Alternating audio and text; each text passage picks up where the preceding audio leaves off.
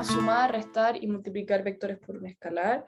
Ahora la pregunta es cómo yo puedo visualizarlo, porque bueno, vimos cómo sumarlos de forma visual, no vimos cómo sumarlos, multiplicarlos o restarlos de forma algebraica, lo vamos a ver a continuación, pero también veamos cómo podemos asociar los vectores en el plano cartesiano que estamos tan acostumbrados y acostumbradas. Los vectores los podemos asociar con las coordenadas del plano cartesiano.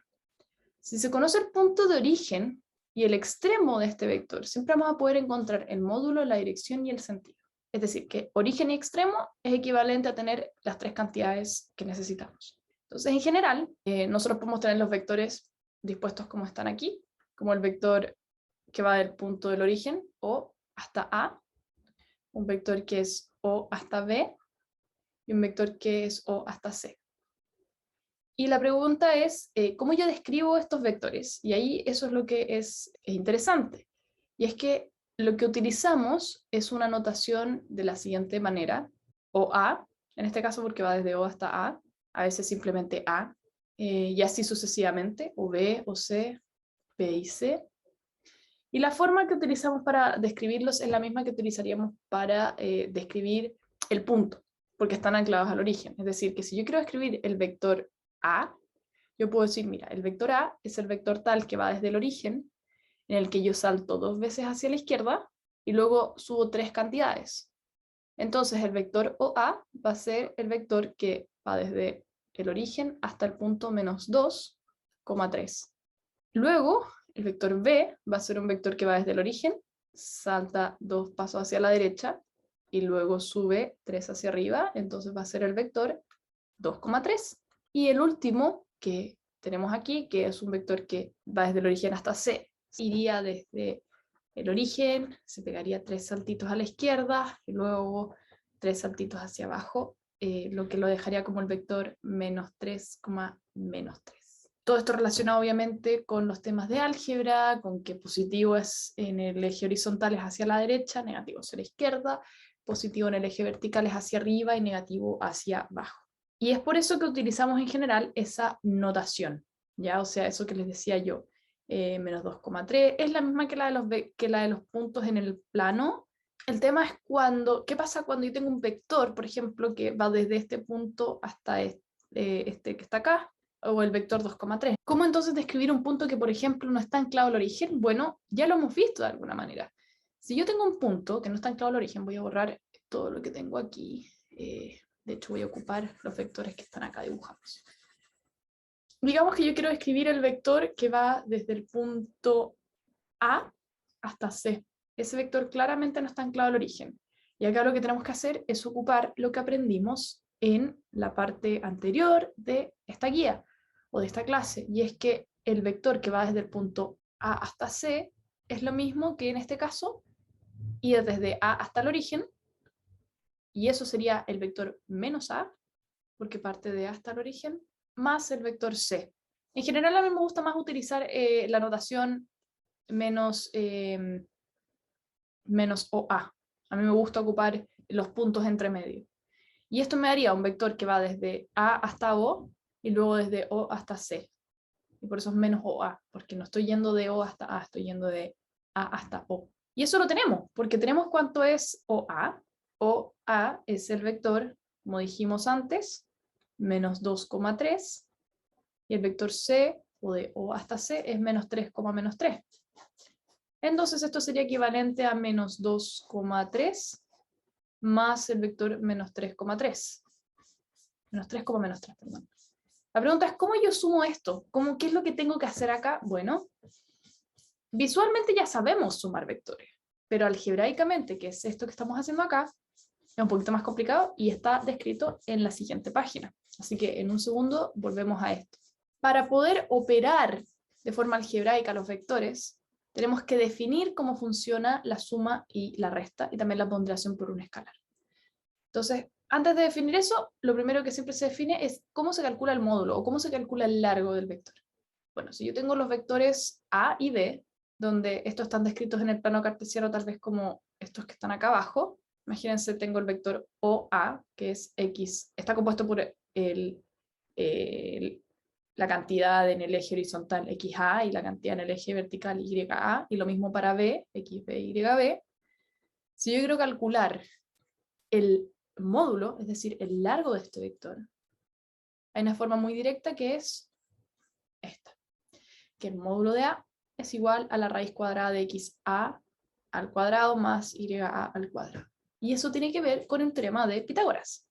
Porque si vemos bien acá, voy a hacerlo solamente para el vector A, esto que se forma aquí es un triangulito, donde tenemos un ángulo recto, tenemos que la parte de abajo, el cateto horizontal, mide XA, porque llega hasta XA, y la parte vertical YA.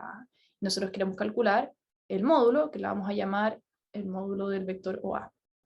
Bueno, yo tengo que cateto 1 al cuadrado más cateto 2 al cuadrado igual a la hipotenusa al cuadrado, eso nos dice Pitágoras, entonces vamos a tener que XA al cuadrado más YA al cuadrado es igual a la hipotenusa al cuadrado. Aplico la raíz cuadrada y me queda que la hipotenusa es igual a la raíz cuadrada de XA cuadrado más Y cuadrado. Y la hipotenusa es igual entonces al módulo del vector OA. Si hiciéramos lo mismo con el vector OB, nos encontraríamos con esta cantidad que está aquí. Y esta es la misma fórmula que nosotros ocupamos para medir la distancia entre dos puntos, porque eso es lo que estamos haciendo. Tenemos un punto que es un origen, un punto que es el final, y queremos calcular la distancia entre esos dos. Así que, si se fijan bien, es la misma fórmula. La diferencia es que acá, en vez de restar los puntos, no es necesario porque estoy en el origen, y en el origen estamos en el punto 0,0. Luego tenemos la adición y la sustracción, que en este caso van a ser súper similares, y es que si yo estoy sumando o restando dos vectores, donde esos vectores tienen esta forma, XA, YA, XB, YB, simplemente en la parte, en la componente horizontal, vamos a tener que, tengo que sumar XA más XB o restarlos dependiendo del problema, y lo mismo con YA y YB. Entonces podríamos volver a la parte anterior y notar que simplemente tenemos que sumar estas cosas. La pregunta es, ¿qué hacemos con este signo negativo?